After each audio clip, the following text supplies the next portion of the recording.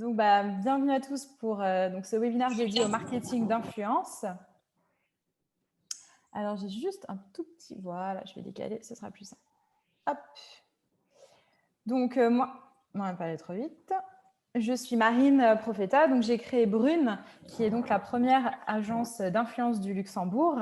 Alors, j'ai envoyé du coup, j'ai préparé ma présentation, je l'ai finie hier et je dois faire une petite modification puisqu'à l'heure actuelle, elle regroupe du coup 50 influenceurs répartis au Luxembourg et donc dans la grande région. Donc, vous pouvez voir du coup certains des profils des influenceurs de l'agence. Ce sont des hommes, des femmes. La plus jeune a une vingtaine d'années, à 18 ans même, 18 ans. Et la plus mature, disons-le, a 45 ans. Voilà.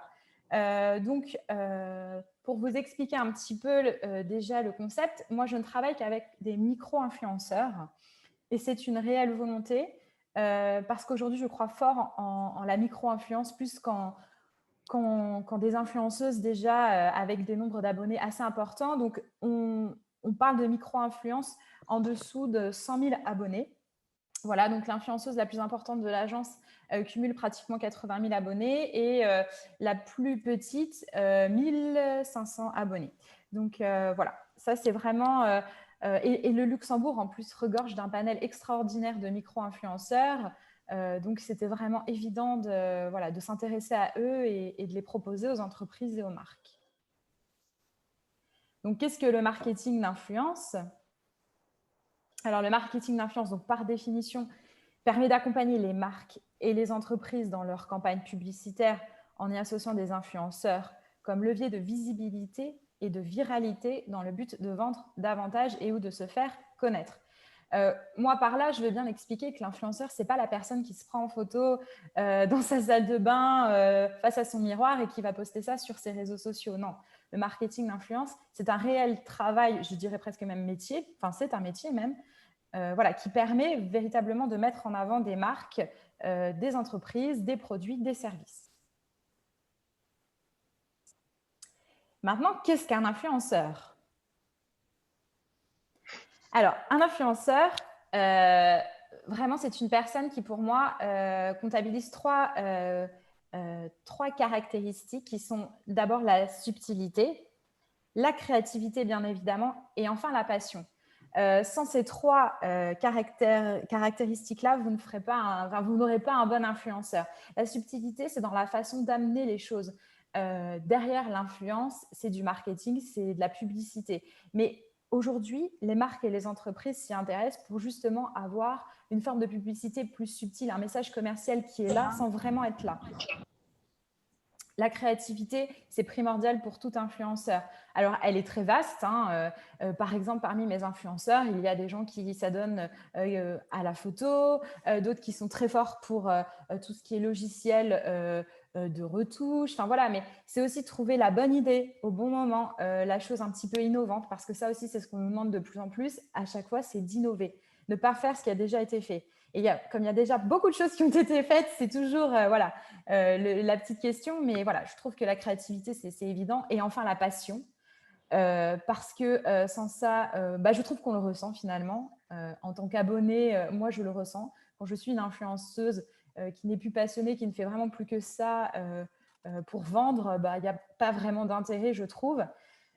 Quand on est micro-influenceur, il faut quand même le savoir, on travaille à côté. On a une profession. Moi, j'ai des gens qui sont infirmières, experts comptables, juristes, instituteurs, coiffeurs, qui travaillent dans des banques, etc. Donc, c'est vraiment une passion pour eux. C'est-à-dire qu'ils s'y adonnent le samedi et le dimanche. Des fois, ça leur prend tout le week-end. Ils ne font que ça, mais parce que voilà, ils y sont passionnés. Et cette passion-là, il faut qu'elle se ressente également dans le feed. Je vous propose de vous expliquer maintenant comment on peut choisir un influenceur. Quand on a trouvé un influenceur, quand on sait les critères qu'il faut regarder, comment maintenant se dire, voilà, j'ai une campagne à mettre en place pour un client, ou moi-même je suis client et j'aurais envie de faire appel à un influenceur, qu'est-ce que je dois regarder en fait? Quelles sont les indications à avoir en tête pour trouver le bon influenceur? Il y a 3 choses qu'il faut regarder. Quand vous allez sur le compte d'un influenceur. Donc, le taux d'engagement, on va y revenir juste un petit peu après. Je vais vous expliquer ce que c'est. la qualité du feed et les centres d'intérêt. Vous verrez que je ne parle absolument jamais du nombre d'abonnés. Je vais y revenir un petit peu après. Mais franchement, aujourd'hui, alors surtout dans la micro-influence, mais... De man van... Pardon? Ah, je pensais qu'il y avait quelqu'un qui voulait poser une question. Donc, aujourd'hui, le nombre d'abonnés vraiment ne reflète plus, enfin, ne doit plus être pour vous un critère en fait de choix. Pour plusieurs raisons. La première, on le sait tous, il y a beaucoup d'influenceurs qui malheureusement ont fait de l'achat d'abonnés un temps. Donc voilà, il y en a qui proposent 50, 60, 150 000 abonnés, mais sur les 150 000, combien sont vraiment réels? Mais surtout, c'est le taux d'engagement en tant que professionnel ou marque entreprise, c'est ça qui doit vous interpeller. La qualité du feed, ça rejoint un petit peu la créativité et la passion dont je vous parlais juste avant. La qualité du feed, c'est quoi? C'est des belles photos, c'est des vidéos, c'est du travail, c'est un filtre qui est utilisé correctement, une homogénéité du feed. Voilà, il faut que ce soit joli. Et bien évidemment, les centres d'intérêt. Si vous êtes une entreprise... Hi, how are you? Si vous êtes une entreprise qui vend, par exemple, je vous donne un exemple des parfums, vous n'allez pas aller chercher un influenceur qui est vraiment sur de l'automobile ou des choses comme ça. Voilà, il faut que les centres d'intérêt de l'influenceur coïncident bien évidemment avec le produit, les services ou l'image de marque que vous voulez vendre. Je continue ou il y a des questions déjà? Alors, qu'est-ce que le taux d'engagement? Donc, comme je vous disais, voilà, ça, c'est vraiment le chiffre le plus important. Le taux d'engagement, il permet de mesurer les interactions des utilisateurs d'un réseau social ou des abonnés d'un compte vis-à-vis d'une publication. Il permet de mesurer l'engagement des consommateurs ou donc de vos futurs clients à l'égard d'une campagne. C'est vraiment ça qui est très important. Le taux d'engagement, il peut se calculer soit par des logiciels qui existent. Vous pouvez taper ça, par exemple, sur Google, soit d'une façon mathématique très simple. Vous prenez pour une publication donnée d'un influenceur le nombre de likes, le nombre de commentaires, le nombre de partages, le nombre d'enregistrements. Vous divisez le tout par son nombre d'abonnés et vous multipliez par 100. Vous aurez comme ça le taux d'engagement. Ce taux d'engagement-là, on le calcule pour chaque publication. Pour chaque campagne, le taux d'engagement est calculé. Comme ça, on arrive aussi à évaluer les influenceurs qui fonctionnent très bien pour telle marque ou tel type de produit. Et quand vous voulez travailler avec un influenceur, voilà, il y a un influenceur qui vous a un petit peu tapé dans l'œil et vous vous dites, j'aimerais beaucoup le contacter, vous avez le droit de lui demander, au-delà de ses statistiques, son taux d'engagement. Il va vous le donner. Et ça aussi, c'est une indication. Alors, un bon taux d'engagement aujourd'hui, pour de la micro-influence, c'est entre 2% et 15%. Voilà. Là, vous avez vraiment à 15%, c'est exceptionnel. Il y en a, j'en ai une dans l'agence, une seule, mais c'est exceptionnel. Et voilà, à partir de, je trouve que 4, 5, 6%, c'est très, très bien. Alors, aujourd'hui, je suis du coup accompagnée d'Oriane, qui est influenceuse au sein de l'agence. Donc, Oriane est à 2500 abonnés, du coup. Apparemment, elle en a gagné 10 aujourd'hui aussi. Donc, voilà, son taux d'engagement est de 5,7% actuellement. Donc, elle est orientée à ses modes beauté lifestyle. Et Oriane signe pas mal de collaborations actuellement. Donc voilà, encore une fois, le taux d'abonnés n'a aucune, ne doit pas rentrer vraiment en ligne de compte. Vous pouvez le regarder, bien évidemment, mais ce qui va être intéressant, c'est d'avoir derrière une communauté qui est engagée et qui interagit réellement avec elle. Donc, je vais peut-être donner la parole un petit peu à Oriane pour qu'elle puisse du coup vous présenter ce qu'est son métier d'influenceuse. Merci Marine. Bonsoir à tous et je suis vraiment ravie d'être en live avec vous. Et je remercie encore Marine de m'avoir invitée. Donc, je vais me présenter. Je m'appelle Oriane Stern sur les réseaux, donc sur Instagram. J'ai 30 ans et oui, j'ai un autre métier à côté de la micro-influence puisque je suis assistante juridique. Et depuis quelques mois, j'ai la chance de collaborer avec l'agence et avec ses partenaires. Et comme je disais, voilà, le taux d'abonnés, ça signifie pas forcément grand-chose, mais il a vraiment augmenté depuis l'année dernière. Donc là, je suis à plus de 2500. Et j'aime vraiment, à travers mon compte Instagram, pouvoir m'exprimer. Et c'est un compte qui me ressemble. Mais en même temps, voilà, je fais preuve des 3 points que Marine a parlé, je pense que je rentre dedans, puisque j'essaye d'être originale dans mes posts. J'essaie de faire preuve de passion. Et c'est vrai que moi, mon fil conducteur, ça va être plutôt le lifestyle. Donc, je vais pouvoir communiquer, mettre en scène sur des sujets comme la beauté, la mode. Et on va dire aussi là, dernièrement, j'ai fait une parution dans le Jeannette. Je ne sais pas si vous l'avez vu, voilà, le mois d'avril. Donc ça aussi, c'est des opportunités qui me permettent d'avoir une plus grande visibilité, une plus grande crédibilité au Luxembourg. Donc ça, c'est toujours bien et ça fait de la pub pour moi et puis pour eux aussi. Donc c'est bien. Voilà, donc après, voilà, j'essaie de véhiculer des informations, des valeurs, des messages à mon échelle. Et ça touche des followers qui sont de plus en plus nombreux. Donc, c'est vraiment top. Et je suis très, très contente de collaborer avec Brune. Voilà. Et peut-être avec vous. Je reprends. Hop.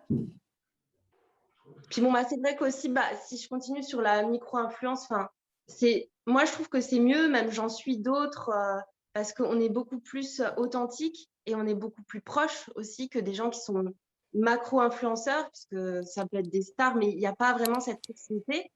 Et c'est ça que j'aime aussi, c'est d'être proche de mes abonnés et d'avoir des interactions. Voilà, donc je vais essayer d'en faire plus parce que je pense que ça marche. C'est-à-dire que je vais essayer de poser plus de questions, je vais essayer de prendre la parole plus souvent. Mais je pense que là, on est pas mal. Merci, Oriane. Merci.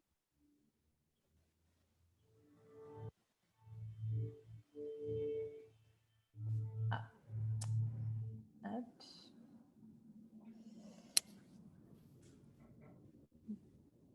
Donc voilà, donc Oriane vous a un petit peu expliqué. Je pense qu'elle reviendra ensuite si vous avez des questions plus sur je dirais, le fond de la mise en forme d'une campagne, etc.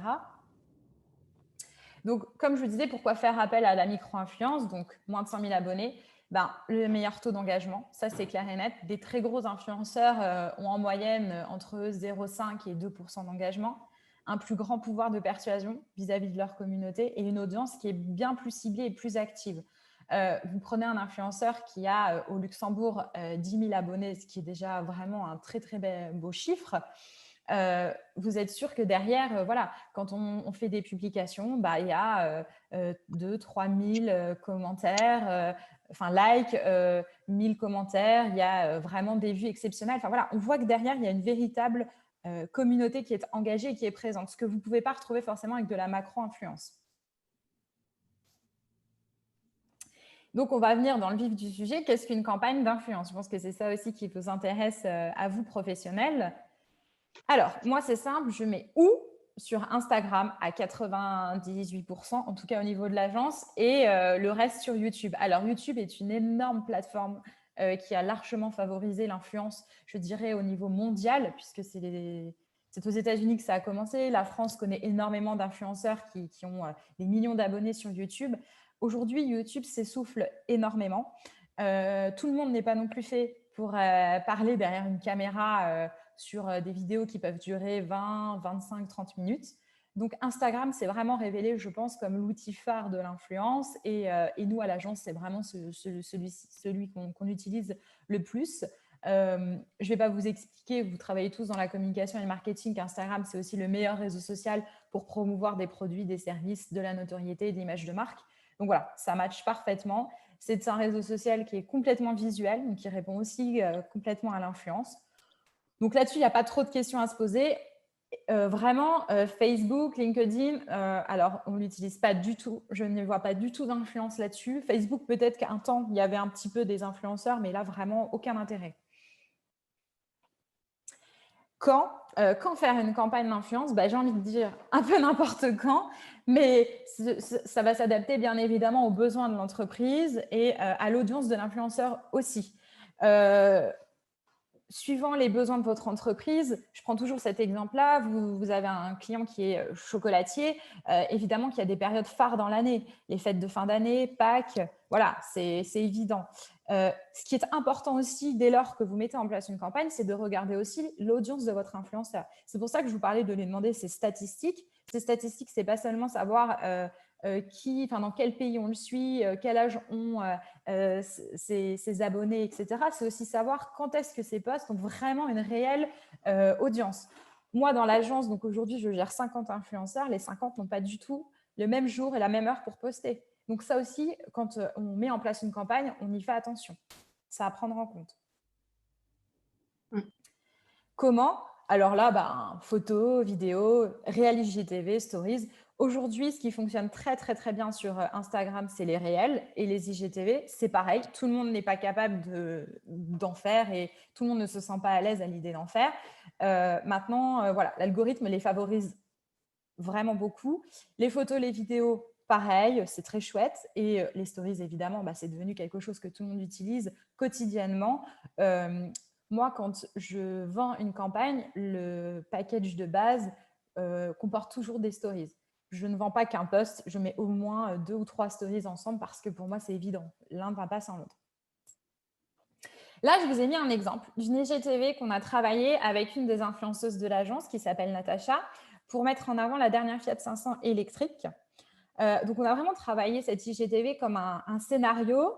Voilà, on voulait montrer un petit peu ce côté Dolce Vita que nous rappelait la Fiat 500, la femme italienne. Voilà. Donc, ça, c'est vraiment… Alors, cette IGTV dure 1 minute 50, je crois, ou 2 minutes, je ne sais même pas.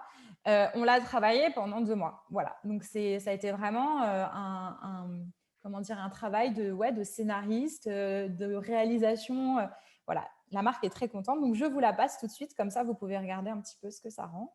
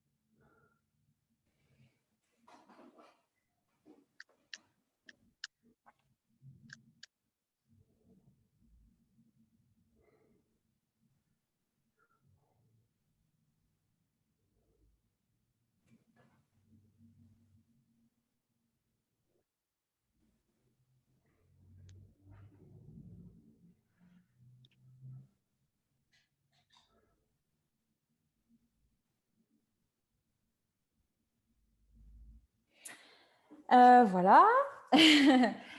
Pour quels besoins? Alors, pourquoi aussi mettre en place une campagne d'influence? Ça, j'ai envie de vous dire, voilà, c'est comme pour toute stratégie en communication et marketing. La question, c'est pour la notoriété, l'image de marque, mettre en avant des produits, des services, des événements, des ouvertures de boutiques, des périodes importantes. Les besoins, c'est aussi important, je pense, pour choisir votre influenceur. Le fil d'un influenceur va vous parler. Il y a des influenceurs qui sont très, très forts pour mettre en avant des produits, des services. D'autres qui sont beaucoup plus à l'aise pour des événements, des ouvertures de boutiques. Une image de marque, une notoriété, ça se travaille aussi d'une autre façon. Donc, je pense que l'influenceur, vraiment, au-delà des 3 critères que je vous ai énoncés au début de la présentation, c'est tout le fil en fait, de la campagne qui doit vous aider à le choisir. Moi, je développe souvent une campagne. Alors, évidemment, en tête, j'ai les influenceurs déjà qui pourraient correspondre, mais je développe souvent la campagne rapidement avant de choisir l'influenceur. Pour quel domaine d'activité? Donc, on pense souvent que l'influence est réservée à des modèles à des domaines, je dirais, très lifestyle, comme peuvent être la mode, la beauté, mais pas que. Aujourd'hui, par exemple, moi, je travaille pour des communes, des banques, des entreprises de bien-être, bon, évidemment la gastronomie, mettre en avant des lieux culturels, des télécommunications, des créateurs, ça bien évidemment, des assurances, des artisans. Enfin voilà, je pense vraiment que l'influence est ouverte à tous les domaines, sauf au domaine bien évidemment médical et paramédical. Hein, ça rentre même pas en ligne de compte. Mais pour le reste, je pense que le bon influenceur, la bonne campagne et la créativité vous permettent de développer ça pour à peu près tous les domaines existants. Je vous ai justement mis un exemple d'une campagne qu'on est en train de réaliser pour la commune de Mondorf-les-Bains, donc avec une influenceuse de Brune. On réalise en fait 5 vidéos et l'idée, c'est de mettre en avant divers services qui sont proposés par la ville. Et voilà. Et du coup, ici, on a voulu mettre en avant le côté bien-être, sport, détente, loisirs. Donc, je vous passe la vidéo.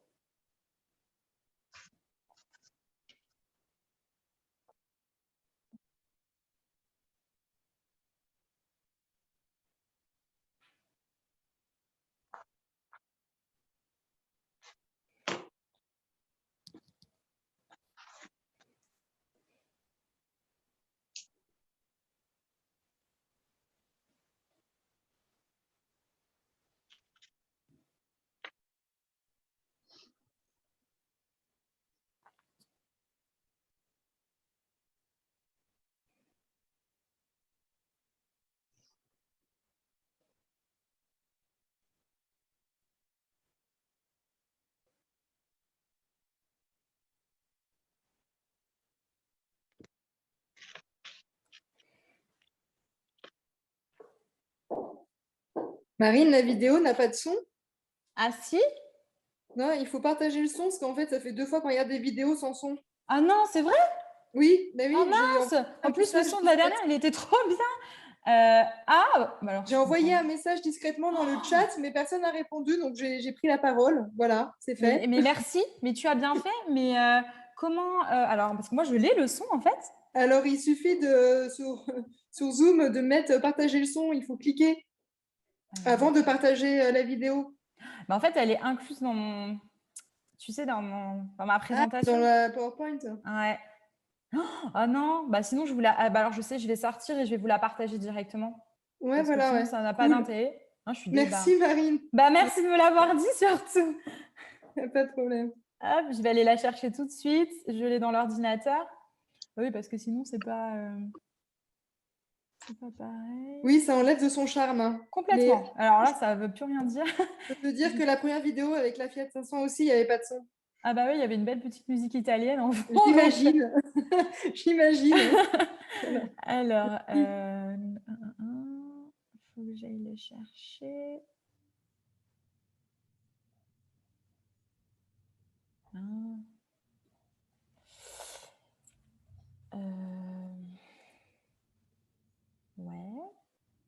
Je suis un petit peu en galère, mais ça va aller. Ça va aller. Vous avez trouvé ça? Je sais pas, Marlène, si tu arrives à m'aider. Mais il faut en effet que tu la partages de la source. Et quand tu fais partager, c'est marqué, tu dois cliquer sur partager l'audio ou quelque chose comme ça. Oui, mais en fait, si tu veux, déjà pour aller chercher le fichier, parce que là, quand je mets partager l'écran, je suis sur Google Drive, des choses comme ça. Ouais. J'arrive pas à... Ah, attends, peut-être que là, c'est bon. Oui, là, on la voit. Alors, attends. Hop, c'est bon. Là, vous voyez ce que je suis en train de faire? Oui. Ah, mince. Alors, parce que là, du coup, il y a des trucs qui vont apparaître. Alors, hop, je vais chercher le truc. Donc, hop. Là, c'est bon, vous voyez plus? Non, c'est bon. Ok, je vais la mettre tout de suite sur mon... Hop, voilà. Tac. Désolée du petit contretemps. Mais alors, pourquoi je n'arrive plus à passer sur...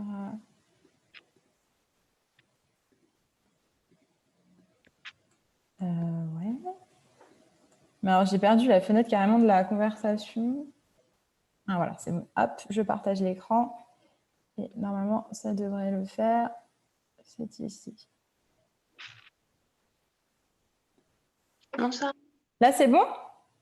Oui, mais on n'a pas le son. Encore? Non. Ok. Partager avec l'audio quand tu as partagé ton écran. Ah bah ça ne me demandait pas de partager avec l'audio. Normalement, juste en dessous, tu as une petite phrase et tu dois cliquer dessus. Essaye, supprime le partage et recommence. Quand tu choisis quel écran tu veux partager. Oui. Donc là, je double-clique sur ma vidéo. Ouais, non, mais c'était juste avant. C'est quand tu partages l'écran, tu peux... Alors, donc là, je clique sur partager l'écran. Ouais. Partager. Et juste en dessous, tu as tous tes écrans et juste en dessous, tu as une phrase. Ah, ouf. Ok.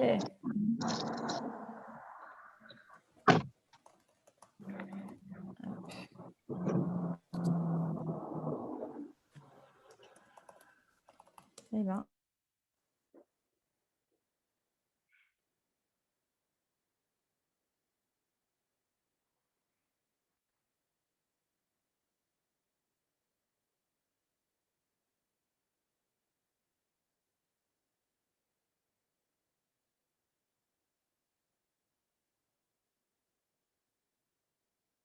Là, on ne t'entend plus. Ah, ça y est.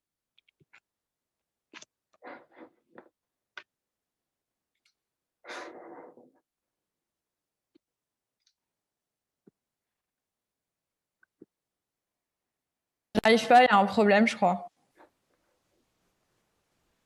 Si, c'est bon là? Bah, on t'entend, mais on n'entend pas de... Il y avait toujours pas de son? Non. Ok, bon, bah, je vais reprendre la présentation, hein, et puis tant pis. Je sais pas, je ne comprends pas pourquoi. J'ai cliqué pourtant sur partager son. Hein.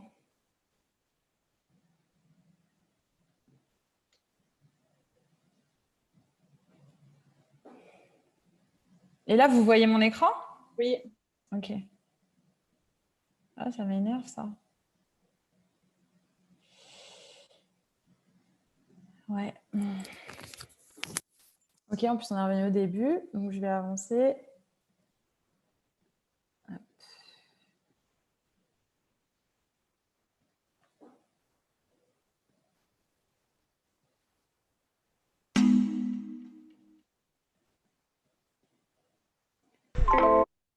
Bon, bah, il y du avait coup, du son.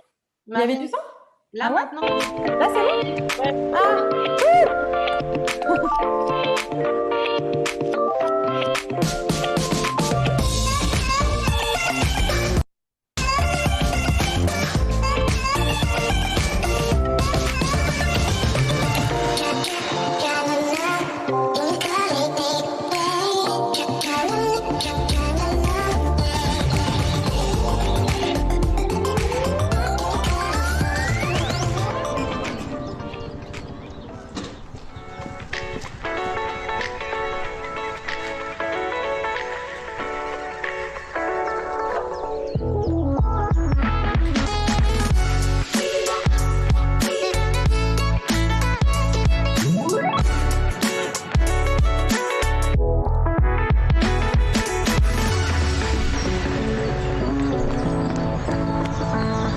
Parce que j'aime bien venir me détendre.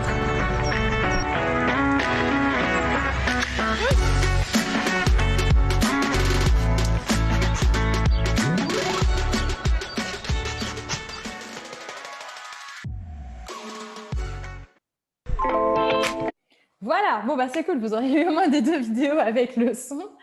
Donc, je vais continuer du coup les résultats de ce type de campagne.